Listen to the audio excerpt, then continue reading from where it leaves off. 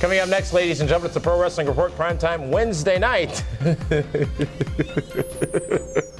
And this week, in celebration of next week's Raw 1000, we're going to take a look back at our top 5 Raw moments in the last 999 episodes. So sit back, relax, and join us here for the Pro Wrestling Report Primetime Wednesday night.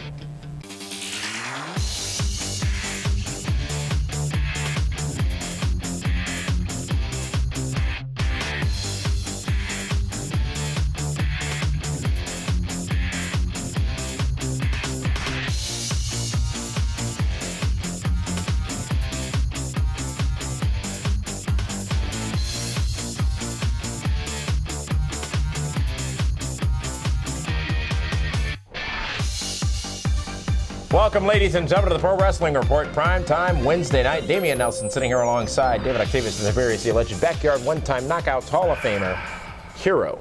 And a special episode, it's a special edition, if you will, this week as we look back at Raw, WWE Raw on Monday nights, and we try to whittle down all of the great moments that have happened over the last several years to just 5 of them.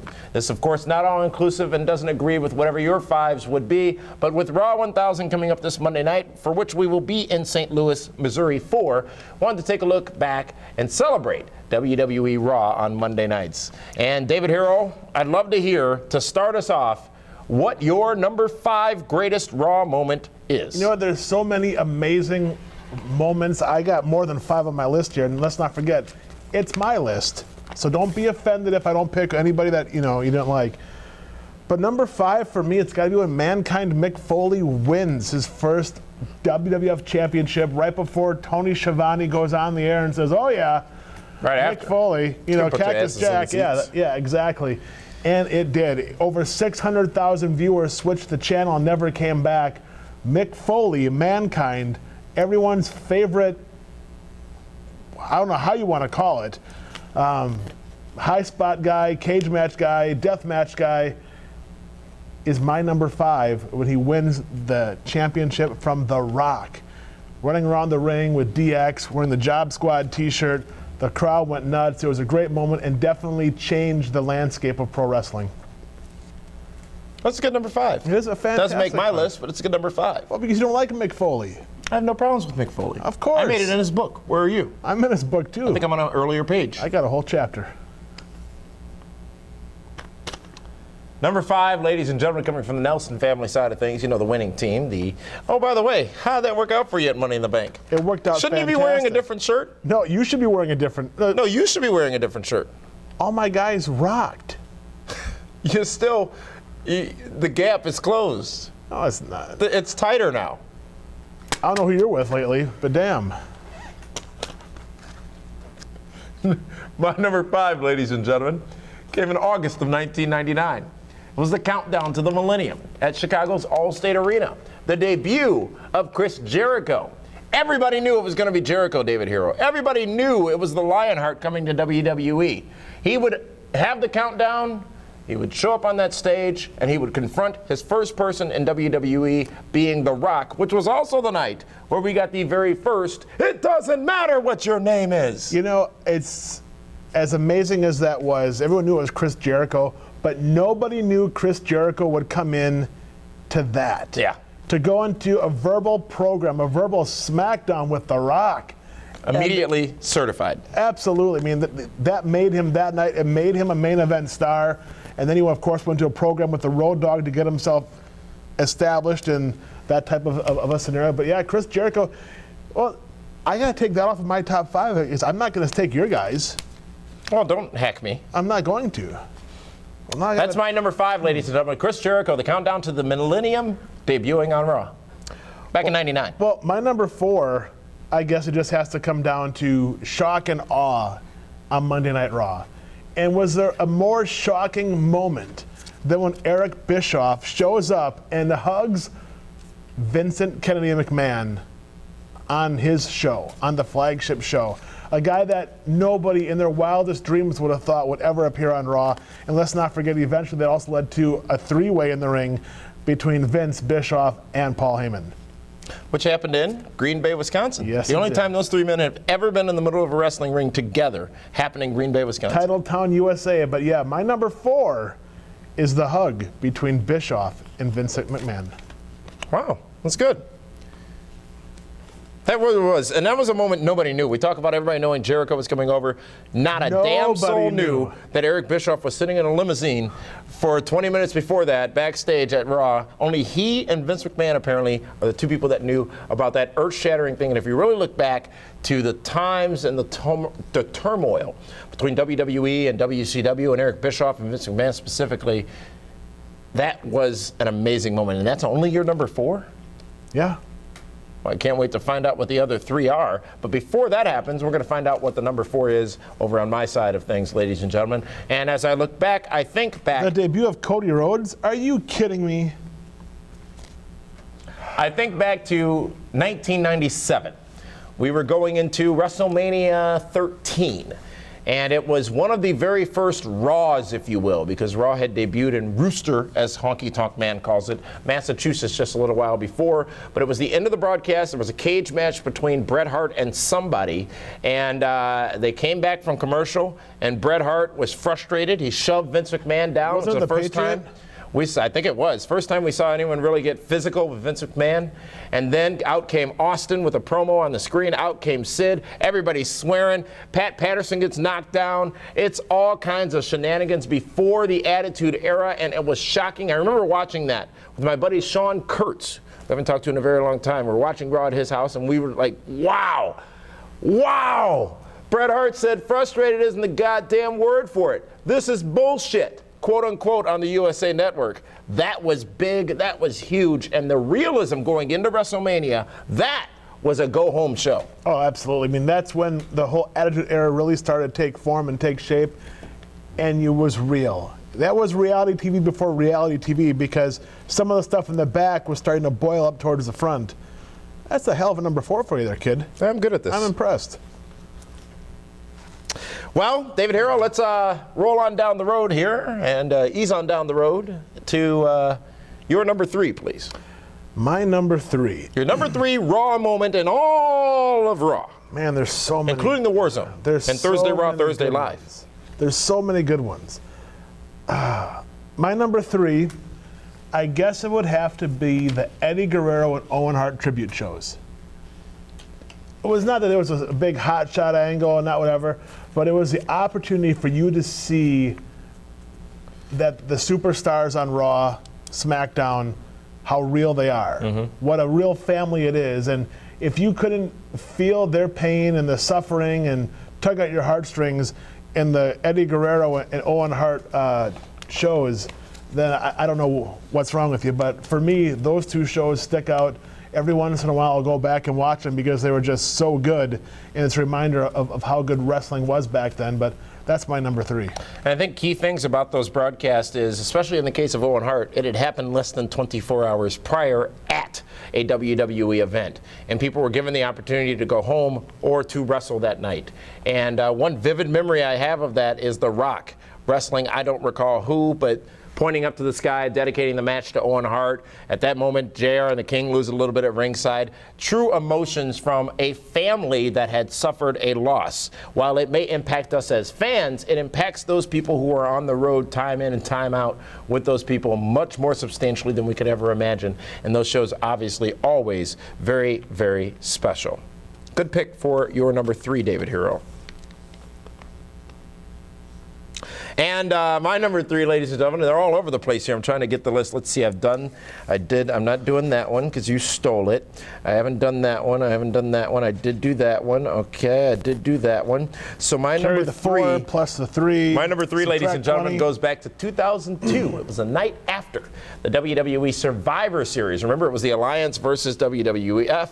And if Vince McMahon's team won, Team WWF won, then WWF stayed in business. And I think it was Austin or Kurt Angle who saved the day that night or whatever. It was Austin. It was Shane and it was Stephanie on the Alliance side of things. And the next night on Raw, so much happened. The beginning segment where Shane and Stephanie came out, and Stephanie said to Vince, "Dad, I'm naive." Shane tricked me. I didn't mean all those things. She starts groveling at his leg. He says, security, get this woman out of my ring. Brilliantly done. Shane McMahon comes out, I believe, shakes his hand and walks out as a defeated son. Vince is standing proud, but he's got one more bit of business to do, and that is to get rid of Paul Heyman, because returning after a 7-8 month hiatus from WWE was Jerry the King Lawler. And why was Jerry Lawler gone? He was showing his loyalty to that woman, and the cat. What happens? What did I say? The fall of every successful man. What's behind that fall? A woman. All that happened in like the opening segment, and then it got that much better, because just as Vince McMahon's flying high, riding high, later in the night, it would be a debut, a return to WWE. The Nature Boy Ric Flair would come out and announce that he had bought from a consortium shares of, I can't keep a straight face from saying that, shares of WWE, and now him and Vince were partners. An overall fantastic broadcast that night after Survivor Series 2001. If you get your hands on the Survivor Series 2001 DVD, all of that is on the DVD as extras as well. So that is my number 3. And as you can tell, I like these Raws where the stories are being told and things happen that don't happen often, or that are so infrequent that they are special. So that's my number 3, ladies and gentlemen. Let's run down the list, what we've selected so far. And David, we are number 5, 4, and 3. Well, my number 5 was Mick Mankind Foley winning the WWF Championship. Mick Mankind Foley winning the WWF Yes. Championship. Well, I don't want to get sued. I don't want pandas and lions and tigers. Coming in at number 5 for me, ladies and gentlemen, Chris Jericho debuting on Raw back in 1999. Coming in at number 4 was the Raw leading into WrestleMania 13. And then at number 3, it is the Raw following Survivor Series 2001. I didn't get my 4 and 3 recap. You just skipped right over me. My number 4 was Eric Bischoff hugging Vince McMahon. And my number 3 was the tribute shows for Owen and Eddie. I really thought your number 5 would be one of the HLA episodes. Nah, because You don't like HLA? They weren't that cute. Does it matter? Of course it matters. It's all about presentation, appearance, perception. We're going to take a time out, ladies and gentlemen. When we come back, it's our top 2 moments in the history of WWE Monday Night Raw. This is the Pro Wrestling Report Primetime Wednesday. We'll be back right after this. Welcome back, ladies and gentlemen, to the Pro Wrestling Report Primetime Wednesday. It's a special edition of the Pro Wrestling Report. Raw 1000 coming up this Monday. You know, I love this. I was at the very first live Impact down in Orlando, Florida, back in January of 2011, I believe it was. Last week, this past Monday night, rather, 2 nights ago, I was at the last 2-hour Raw in Las Vegas at Mandalay Bay. And now next week, we're going to be at the first 3-hour Raw. It's all about milestones, bookmarks, if you will. We were at the first NXT. That was in Milwaukee. We were at the very first NXT. I closed the world in Times Square in WWE restaurant back in February of 2003. We were there when the NWO came back. In 2003 here in Milwaukee. Uh-huh. No, it was 2002, wasn't it? 2003. Something like that. Or 2. What? We should do like a list of wrestling's greatest moments that we were a part of. It's all on the back of the Milwaukee 316 T-shirt. Ah, it is. Of course it is. It is. You know, and coming up this Saturday night, speaking of Milwaukee 316, Sergeant Slaughter is our guest again. Part 2 of that interview on the Pro Wrestling Report Primetime Saturday night. But let's go now back into our top 5 moments in Raw history, at least from the way we see it. Let's review numbers 5 through 3 so far. We already did that before we went to the break. And now we're resetting. For me, number 5 was Chris Jericho's debut on Raw back in 1999. Number 4 would be Raw from the WrestleMania or pre-WrestleMania Raw in 1997, March of 1997. And coming in at number 3, Survivor Series post-Raw back in 2001. I already said them before. They're paying attention, but I'll do it again because you want me to. Mick Mankind Foley winning the championship for the first time on the taped Raw, number 5. Number 4 is Eric Bischoff hugging Vince McMahon. Number 3, the Eddie Guerrero and Owen Hart tribute shows. Number 2. Coming in at number 2, ladies and gentlemen, from me, a broadcast journalist, my number 2 most memorable moment in Raw history would have to be none other than, I believe it was March 18, 2001. It was when WCW was purchased by WWE and Vince McMahon. That was on my list. Vince McMahon started off the show talking about people like the likes of Jeff Jarrett, J.E. Double Gone. We saw the matchup between Sting and Ric Flair as a tribute. We saw Shane McMahon in Panama City Beach, Florida, or whatever it was.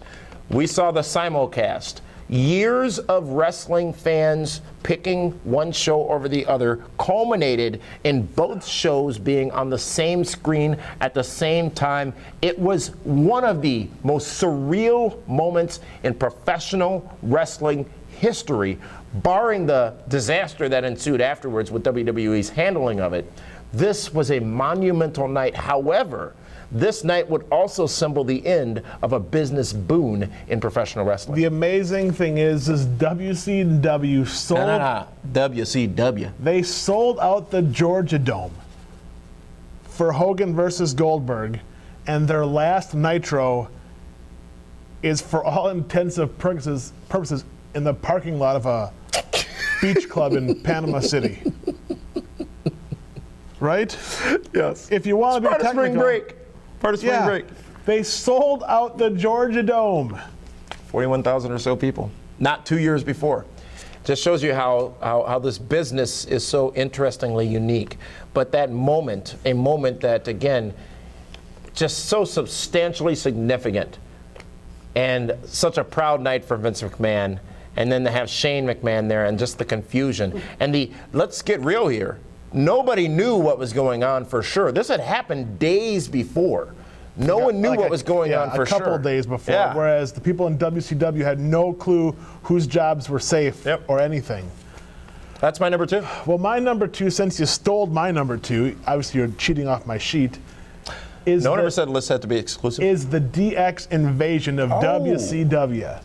For me, I thought that was entertaining. I thought it was new.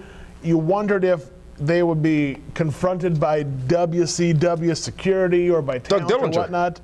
And boy, who can forget Chyna, Triple H, Road Dogg and Billy and X-Pac in their camouflage gear. With the plants and the elements. Constantly harassing the WCW buildings and venues and their fans and whatnot. And they made WCW look pretty silly, if you ask me. You know, Billy Gunn's going to be swinging through town Monday afternoon.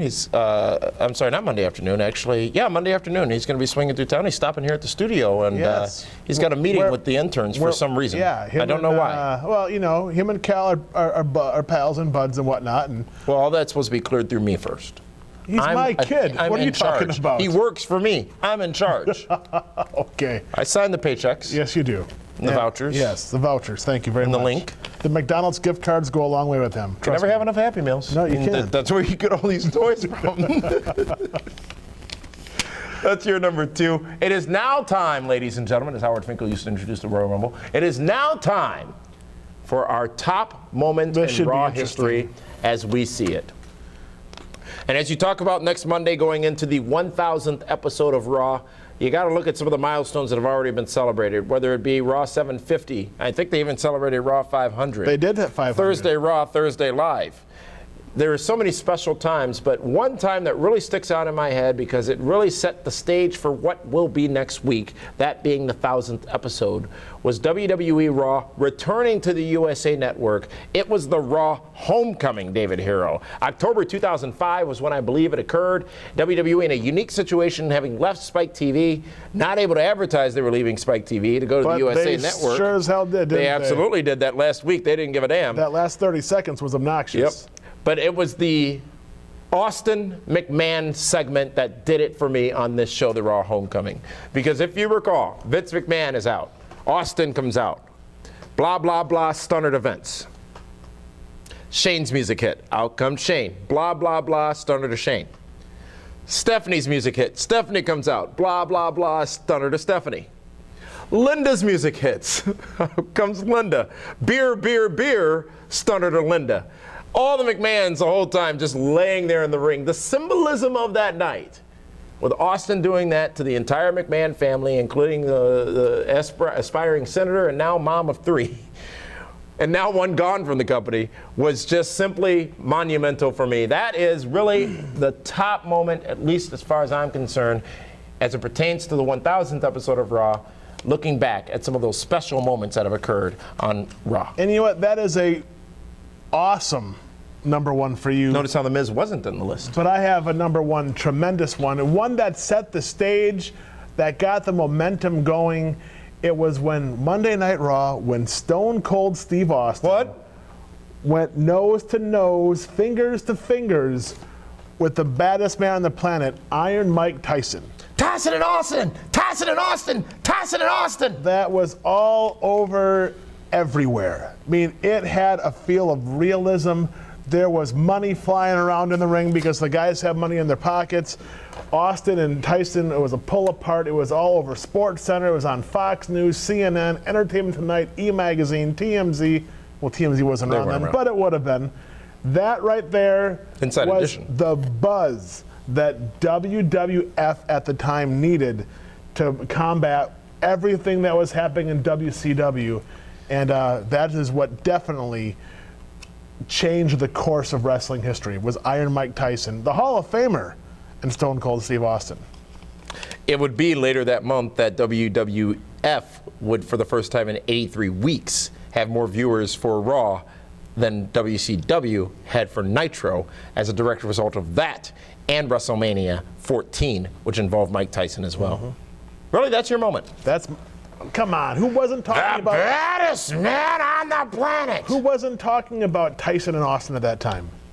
Everybody. For as popular as NWO was, and DX, and everything else, and the Hell in the Cell, and whatever else, Tyson and Austin set the tone. It's a good number one. It's a tremendous... How did we not overlap? Well, because I had to make adjustments when you stole off my list. Cheater, cheater, pumpkin eater. Lots of honorable mentions, ladies and gentlemen. You got to think back to the beer truck, Austin and Rock. Mm-hmm. I'm going to check right into room 316. I'm going to burn that son of a bitch to the ground, blah, blah, blah, blah, blah. You got to look at the debut even recently, or the return of Brock Lesnar, which was an electric moment. You got to look at so many great debuts on WWE Raw. I'm sorry? Some of the great matches. One of my favorite Raw matches of all time was when the Radicals and DX wrestled Too Cool Rikishi, Rock, and Mick Foley in the big 10-man tag. That was, I mean, there's been some, Raw has had some amazing moments. Not on either of our lists, and I'm sure many of you will bring this up as a point as to why we didn't pick this, only because you'll find out it was the highest rated segment in Raw history, but the This Is Your Life segment that Mick Foley did for The Rock. Mm-hmm. Vividly entertaining, but I don't think it was one of the top moments, at least in my opinion, 5 moments of Raw, but definitely deserving of a honorable mention. The Bad Pat McMahon thing with Mick Foley and Austin and Katie Vick and Triple H. How can you forget that? When The Undertaker kidnapped Stephanie. When Stephanie was on the cross and Vince and Stone Cold came out and made the save. I'm sorry, not the cross, the Undertaker symbol. Mm-hmm. So many great things have happened on that program. The first time Rock and Hogan face to face. I was in Chicago. Yeah. Or when The Rock and the NWO in the back. Diesel, Big Daddy Cool. I mean, those were amazing promos back then. It was creative. The return of Gilbert, Dwayne Gill. Shawn Michaels versus Shelton Benjamin. Do you remember that super kick Shelton took coming off the top rope? Absolutely. Still one of the most electric moves in all of Raw history. The drafts that they've had have absolutely. The draft where John Cena was drafted over to SmackDown or drafted over to Raw as the champion on SmackDown at the time, which brought the belt with him. Lots of monumental moments happening on WWE Raw. And this is your opportunity, ladies and gentlemen, obviously here at pwrshow.com and on our website. Share yours down in the comment field. Share yours. Don't bash others, because that's their opinion and you have your own opinion. And guess what? They're probably not going to be the same thing. But when they are, let's celebrate that. But share yours. Right down here in the comments field. What's your top Raw moment of all time, going back all 999 episodes? Not the highest rated, not the best wrestling match. The one that not made the you best say, promo. Oh my God, we forgot about Sable in the bikini contest. That was fully loaded. Well, it doesn't matter. It's still a great before moment. The bikini contest it was. Absolutely. Ooh la la. I think she got put in the bag on Raw, the potato sack. Yes. Yes. Yes. Yes. So share yours. How about Edge and Lita, the live sex show? Oh, the live sex show? See, these moments just... Or Matt Hardy bum rushing the crowd to try to get back at Edge. There's been tons of them. Or how about when the Dudleys? The press conference from DX? When they put Mae Young through the table? Yes. The press conference from DX as well? Mm-hmm. So many great moments on WWE Raw. Please share yours with us. And keep in mind, for live coverage of all the festivities going on at Raw 1000, I got a meeting with Cody at 5 on Monday night, so I'm going to miss dinner. I'll meet you guys at the venue. Oh, that's fine. I don't want to do it anyhow. Well, I'll Cody, be having dinner with Tensai, and he's not very pleased. Who's paying for that? He heard your comments, how you bash him week after week. Sick Cody after him, it's fine. Oh, Somebody yeah. did to him this past Sunday. A Chihuahua after a pit bull. Let me know how that works. It's not the size of the dog in the fight. I mean, I've heard you use that line all the time. Yeah, but my dogs can fight.